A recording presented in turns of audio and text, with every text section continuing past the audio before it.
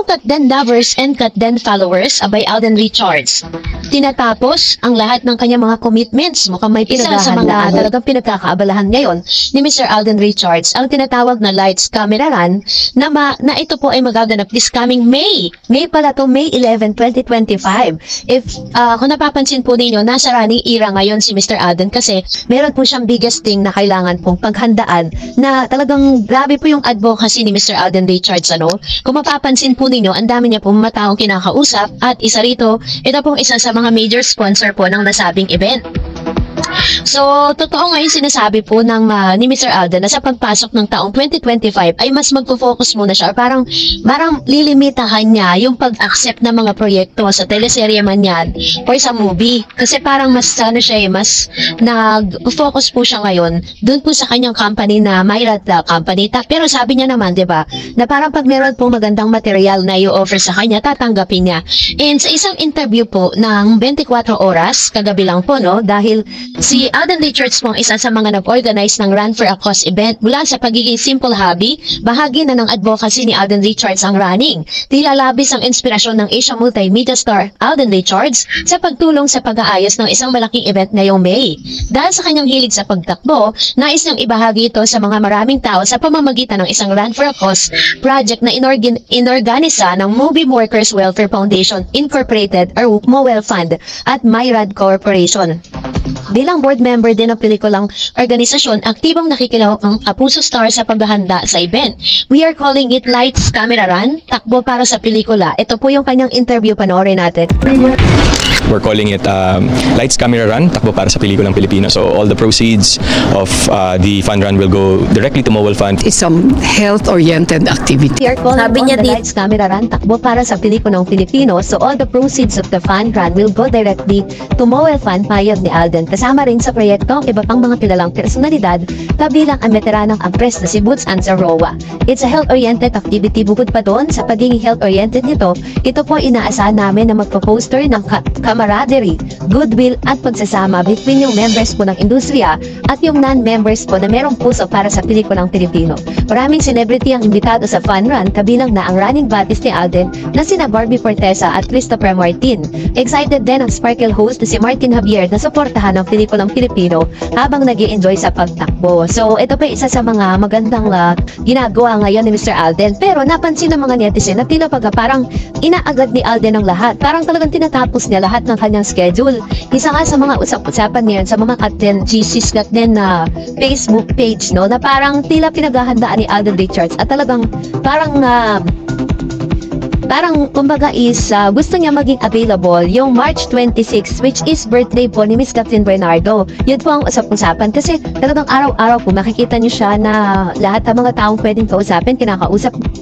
Parang lahat ng pwede niyang parang madan this week talagang ginagawa niya to make sure na talagang magiging mas available siya by next week. Kasi, di ba alam niya naman po that March 26 is the official birthday of Miss Kathryn Bernardo at ginaganap niya yan. Parang long week, celebration, di ba? If you remember, ay meron po siyang parang natagpuan natin si Mr. Alden Richards last year na isa siya sa mga guests ni Miss Kathryn dun po sa kanyang birthday, di ba? At dito po talagang makikita natin na ginawa niyang special yung birthday ni Miss Kathryn dahil sobrang dami pong natuwa. And kung gagawin talaga nila to, binabasag nila ang mga issue na pang-promo lang talaga yung kanilang tambalan. Diba? Kasi ginawa nila to bago po lumabas yung kanilang movie. And I believe na Alden Richards will do something para maging special muli ang birthday ni Miss Kathryn. And for that, narito naman ang ilan sa mga komento at reaction po ninyo patungkol naman sa ating latest updates. Magbasa tayo. Unahin natin po si Miss Elizabeth Beltran. Taknil pa rin yan forever. And sabi ni Miss Mags, stop na, sabi niya. Stop na daw. Stop na sa panliligaw si Alden kay Kat. Inamin na ni Alden na nag-uusap na sila ng mas mabuting manatiling friends sila para may forever. Ang pinagbabasihan si Miss Mags Gonzales dito, yung isang quote card na kung saan sinasabing si Alden Richards daw ang nagsabi nun. Pero ang totoo, hindi naman totoo. Yung way lang kung paano sinabi, halata mong hindi si Alden. Sabi ni Miss Geraldine Fabian, Ma'am Dareds, may ibinanggit nagbalita ulit si OG Diaz na pumunta daw si Catherine sa Lucena noong Valentine's Day. Nako, anong gigigil talaga ako kay OG, pero wala namang resibo. Tapos pinuntahan daw sa taping ng PGT si Kat. Oh my G, totoo ba to? Kung talagang si Catherine Bernardo pa talaga pumupunta ng Lucena para kay Mayor Alcala, aba special siya.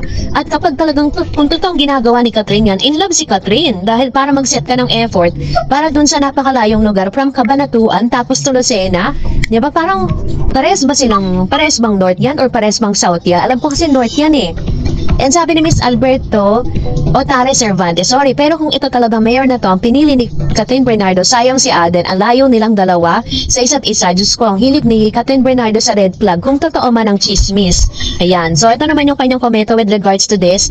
And kung talagang i-compare natin si Mr. Alden Richards dito kay Mr. Mayor, sobrang layo, diba? Layo talaga, hindi mo talaga sila pwedeng pagkumparahin. And sabi ni Flowerson, bakit kasi kasali si Daniel sa Katniel? Iwalay na sila. Ang Katniel ba tagal na palaging kasali ang pangalan ni Daniel?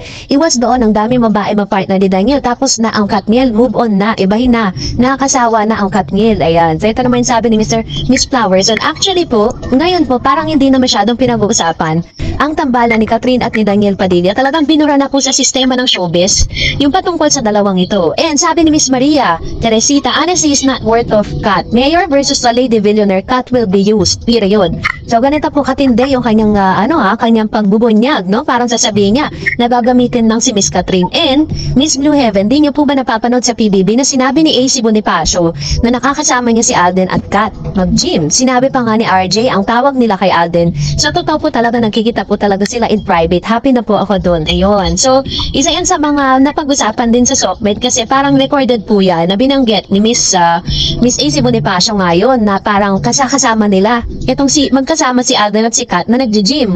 So which means totoo talaga na talagang nag-spend sila ng time together. Sabi ni Miss Raquel, yawa, mga botante pala'y tinutukoy na nililigawan.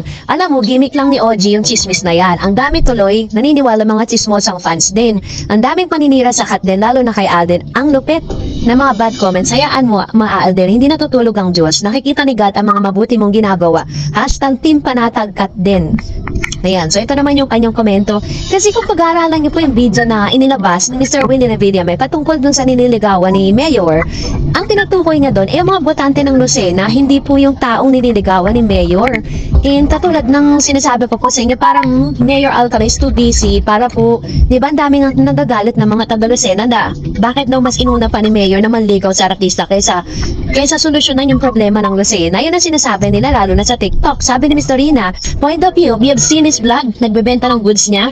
You could have discerned how he speak malayo kay Alden. Alden is smarter in all aspect of speaking and his body language. Ayan. Ito yung komento with regards to this. Kasi sometimes we cannot help but compare. Diba? Parang hindi natin mapigilan na ikumpara. No? Dahil talagang sobrang hapit ng competition. Sabi ni Miss Wilma, wow, okay lang ba? May Revilla, may nagpapabango pa sa taong bayan kasi kumakandidato ka. Okay ka lang? Huwag ka magpapansin sa mga tao. Sana nga may kalaban na kung panigurado di ka mananalo. May mga ayaw na sa clan mo. Kung may lumalaban lang sana, ewan ko lang Miss Talents. Basta ako, Kat din forever ako. Love for both Kat din. Ayan. Actually, totoo yan. Wala talagang kalaban. Si Mayor Alcala sa Lucena. Kaya nga po talagang malakas ang loob niya kasi talagang alam niya siya pa rin ang pipiliin at mananalo. Sabi ni Miss Melina, OMG, Kat will never replace Alden to this guy. And layo, laking gwapo naman si Alden. Sabi ni Miss Gloria, kung si Alden Richards kandidato, taob kalaban. Sobrang dami nagmamahal kay Alden Richards. Ayan. Ito naman yung kanyang komento with regards to this, which is very, very true. Sabi nga po ng ilang mga residente ng Laguna na parang inikayat nila si Alden Richards na pumasok sa politics na tumakbo bilang isang politiko. So, pero hanggang ngayon, parang di pa rin, undecided pa rin siya for that. And that's it for today. For more videos and updates, please don't forget to like and subscribe. And please don't forget to follow my Facebook page, Dar Eds TV. God bless everyone!